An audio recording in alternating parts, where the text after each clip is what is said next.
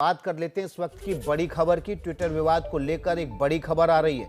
Delhi police ने Twitter को notice भेजकर जवाब मांगा है। ये नोटिस एनसीपीसीआर की शिकायत के बाद दर्ज एफआईआर के बाद भेजा गया है। कल दिल्ली पुलिस ने ट्विटर को मेल भेजकर इस पर जवाब मांगा है। एनसीपीसीआर यानी राष्ट्रीय बाल संरक्षण आयोग ने ट्विटर पर बच्चों की अश्लील फोटो ट्वीट करने शेयर करने को लेकर दिल्ली पुलिस की साइबर सेल से शिकायत की थी, जिसके बाद दिल्ली पुलिस ने ट्विटर के खिलाफ एफआईआर दर्ज की थी। अब इसे लेकर ट्विटर से जवाब मांगा गया है। दिल्ली पुलिस ने बाकायदा नोटिस भेजकर इस नोटिस को भेजकर ट्विटर से जवाब मांगा है। ट्विटर को दिल्ली पुलिस की साइबर सेल ने नोटिस भेजा है। बच्चों की अश्लील फोटो शेयर करने के मामले को लेकर ये नोटिस भेजा गया है। एनसीपीसीआर की शिकायत के बाद दिल्ली पुलिस ने ये कार्रवाई की है। दिल्ली पुलिस ने एफआईआर दर्ज करने के बाद ट्विटर से अब जवाब तलब किया है। ट्विटर को दिल्ली पुलिस की साइबर सेल ने नोटिस भेजा है। आपको बता दें कि ट्विटर पर बच्चों की अश्लील फोटो को लेकर एनसीपीसीआर ने शिकायत की थी। कई लोगों ने ट्विटर से इस तरह की अश्लील फोटो हटाने की बात कही थी, लेकिन ट्विटर की तरफ से कार्रवाई नहीं की गई। इसके बाद एनसीपीसीआर ने बाकायदा दिल्ली पुलिस में कल इसकी शिकायत की। वरुण जैन हमारे साथ ज़्यादा जानकारी के साथ जुड़ गए हैं। वरुण, अब ट्विटर को नोटिस भेज दिया गया है, कितने दिनों के भीतर जवाब मांगा गया है? देखिए, दिल्ली पुलिस की तरफ से ट्विटर से जवाब मांगा गया है। कहीं ना कहीं अब पुलिस ने अपना शिकंजा कसना शुरू कर दिया है। पॉक्सो में दर्ज हुई थी।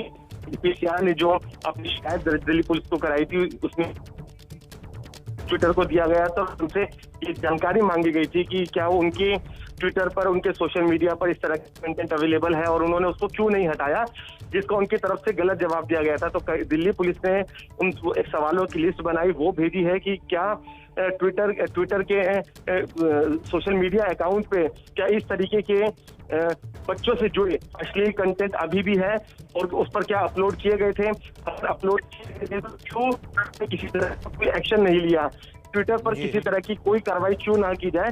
इस तरह के सवाल जो है वो ट्विटर से पूछे गए हैं, ट्विटर से जवाब मांगा गया है।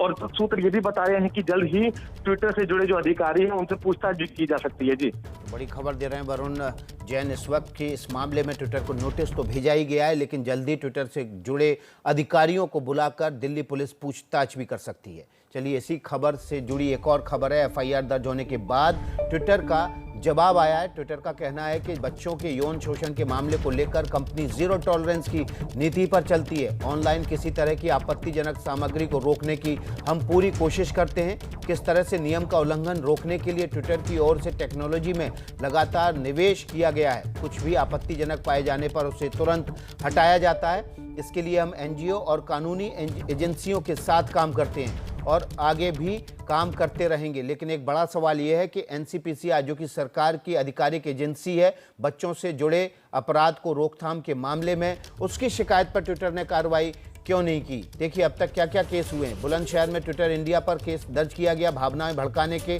भारत का गलत नक्शा दिखाने का।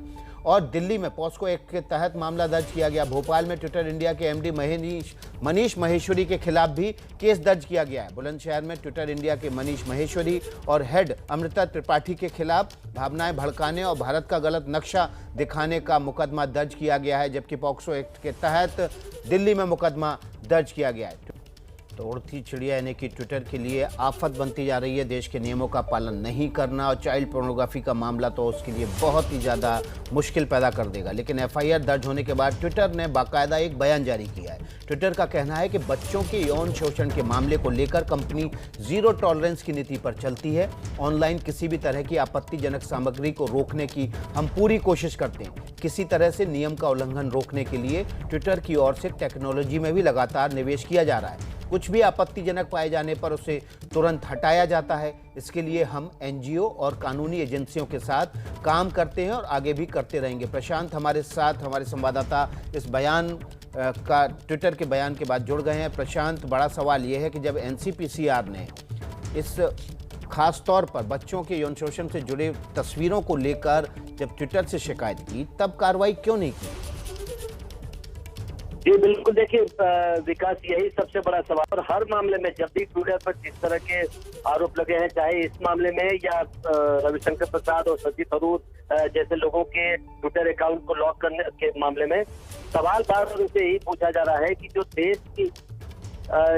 देश का जो कानून है उसके मुताबिक कार्रवाई ट्विटर क्यों नहीं करता। आपने जिस ट्विटर के बयान का हवाला दिया, ताकि उसमें ट्विटर ये जरूर कह रहा है कि उसकी जीरो टॉलरेंस पॉलिसी है, और उन्होंने जो तकनीक उनके पास है उससे वो चाइल्ड सेक्सुअल अब्यूज से जो जुड़े हुए कंटेंट होते हैं उसको वो रोक पाते हैं। और उसमें उन्होंने कई तकनीकों का हवाला दिया है कि वो फोटो डीएनए तकनीक इस्तेमाल करते हैं। लेकिन आपने बिल्कुल ठीक कहा कि ट्विटर के लिए सबसे जो बड़ा चिंता दर ये बनता जा रहा है, और बार बार ये सवाल पूछा जा रहा है कि जो देश का कानून है या जो देश के नीतियां हैं उसको फॉलो करने में ट्विटर को क्या दिक्कत है, और ट्विटर क्यों नहीं, जो नए आईटी नियम है विकास, उसमें भी सभी चीजों का जिक्र है कि किन किन लोगों की नियुक्ति करनी है, ताकि इस तरह के अगर मामले आते हैं तो ट्विटर उसको देखे। तो इसको लेकर अब ट्विटर ने बयान किया है, और ट्विटर का कहना है कि इस तरह के मामलों में वो खुद ही अग्रणी भूमिका निभाता है, और उसकी जीरो टॉलरेंस नीति है कम से कम चाइल्ड एब्यूज केसेस के मामले में। जी प्रशांत, बहुत बहुत शुक्रिया आपका इस अपडेट के लिए। तो प्रशांत अपडेट दे रहे थे कि तमाम बयान जारी करने के बावजूद ट्विटर के पास इसका जवाब नहीं है कि एनसीपीसीआर की रिपोर्ट के बावजूद उसने वो तमाम जो बच्चों से जुड़े अपराध की तस्वीरें थीं क्यों नहीं हटाई। और इस मामले में ट्विटर का असंवेदनशील रवैया वाकई में बड़ा ही बेशर्मी भरा है।